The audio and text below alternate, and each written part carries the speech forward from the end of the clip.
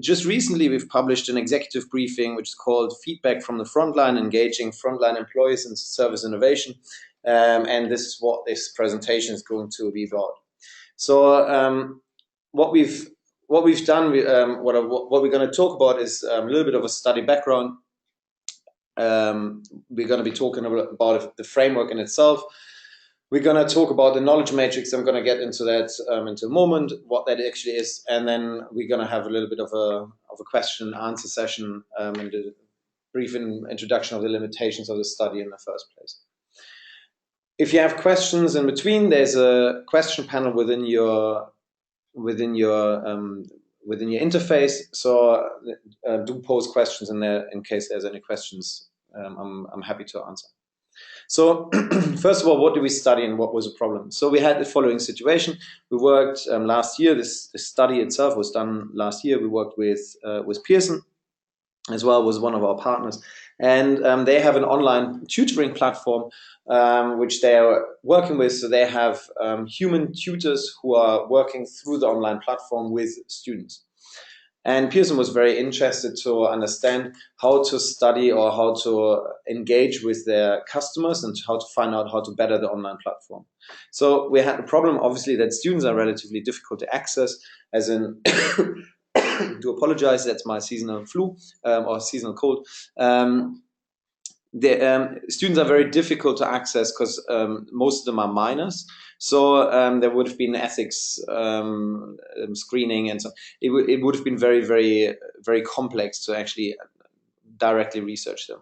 So one thing that we've then posed was it would be far much more interesting actually to not do a classic customer satisfaction study, but actually to understand more what the frontline employees are actually saying about the service and how they perceive the service and how they understand how their service delivery is actually enabled by the platform or supported by the platform.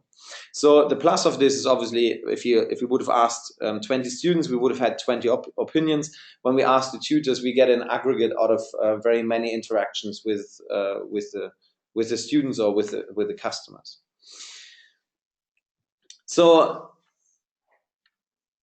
a further plus of actually implementing frontline employee feedback is that we increase the employee satisfaction and the creativity of the employees. So they actually start to feel valued for their opinion, as well as potentially then see how the service is bettered through their input. And there's been studies as well that show that there's more commitment towards the company if frontline employees are actually taken more serious. And as well, that obviously frontline employees are most of the time a very, very good identification, and they understand their market and what they are servicing or what they're implementing and what they're implementing on a daily basis very, very well as well. So, as an objective to the study, we wanted to actually develop a framework which would help our partner companies to understand how frontline employees can be integrated into the process. And we wanted to have this two-part. First of all, a general feedback mechanism, which would be on an organizational basis, but as well a little framework which would help to kind of break down and potentially get more feedback from the frontline employees. So this is a framework, and I'm going to go now through the details of it. So the employee knowledge matrix on the left-hand side and the idea generation environment is one of these details. So to the right-hand side, there's a process. And then to the bottom, there's an organizational backing. So I'm going to start with the organizational backing. We want to, of course, as an organization, we want to make our service delivery people, so these ones who are actually involved in the personal contact to our customers, we want to make them feel valued and contribute to the company's success. This means as well that we can potentially, or like we should really, involve them into the innovation process if there's the need for it, or if there's the want for it. This means as well that we need to obviously allocate resources towards the frontline to actually learn from the frontline, and then as well manage and work with the information which we gain out of it, and transfer this information that we gain into innovations or into bettering the process. So this is partly a little bit of a theory to actually make this a part of the company's philosophy and value system, to actually listen to the frontline employees and to make them to understand what they actually have to communicate in the first place. Then secondly, we've derived a knowledge infrastructure where we've actually for the knowledge infrastructure in itself, this may be as simple as a task ID, as an email task ID, where frontline employees are encouraged to actually send an email to. The important aspect of this is that the knowledge that is transferred from the frontline employee has to be managed through this knowledge infrastructure, and has to be it has to be communicated through this knowledge infrastructure. This means as well that there may be obviously cross-level group interactions, which may be very effective. So when we talk about frontline employees, then we talk, of course, about multiple touch points within your organization. So, for example, the billing department may be one touch point. There may be the sales department, which may be one touch point, and then as well service personnel that goes out to service machinery or to have close interactions or service interactions within the organization. But as well, certain managers may have very close interaction and close ties. So the knowledge infrastructure is really to manage and to visualize, as well as to create awareness underneath the management, as well as underneath the employees, what's kind of going on and who's doing what. Then next, of course, not every idea that will come through the knowledge infrastructure or through the frontline employee may be actually something that is sensible, or maybe implementable in the first place. This may be coming down to budget. This may be coming down to whichever reasons there are. Hence, there needs to be some form of gatekeeping where a decision is made by specified members and employees who understand fully what the process is and what the implication on the process is, and how to actually change or interact with this process, and as well interact with the frontline employee and manage the feedback. Hence, further understand potentially, or then as well give feedback why an implementation was unsuccessful, or then as well set budget and be able to provide budget for further implementation or further investigation. So the third part of this is the idea generation environment, and we've had quite interesting success by using this. So we've used this knowledge matrix to actually investigate the frontline employees of the mentoring service, which we've been working with. So the idea generation environment is first and foremost kind of the environment where, or the aiding the further understanding of the employee in itself. So allowing the employees to actually to be questions, or to be contributing to the process which they're engaging with on every day. This means as well that there may be meetings, or there may be managers walking up to the employees and asking or inquiring and sitting together to extract knowledge. And then, of course, you would like to have within this process step, you would like to have an overall understanding of A, who are you asking, and B, what are they knowledgeable of. So then you can see the employee knowledge matrix, which is internal and external, or split into internal and external. Internal means that something is perceived by the employee, so the voice of the employee. So me as a service delivery personnel, I may actually have my own voice and my own opinion towards certain parts of the process, which I'm contributing to in the first place. And the second part is an external, hence what does the customer tell me, so what is what is the customer continuously or potentially some customers, what are they transferring to me as information about the process which I'm engaged with. We have then split, or we've then got multiple areas in which we used for the inquiry. So we've developed these areas out of the literature, but then as well we've extended this throughout the interviews that we've been having in this engagement with Pearson last year. So first of all, we've in the engagement in the study, we've asked the employees what they have as feedback, and then we've recorded what they had as feedback in the first place. So then we've tried to categorize this feedback, and then secondly in the inquiry, we've asked them these specific questions on the left-hand side in this in the employee knowledge matrix, and by going through those, we've pretty much tripled the output and the idea generation by the employees. Hence, they're specifically asking questions towards these areas has increased the success of the study in the first place. Hence, it made the employee a little bit more creative. Let's put it that way.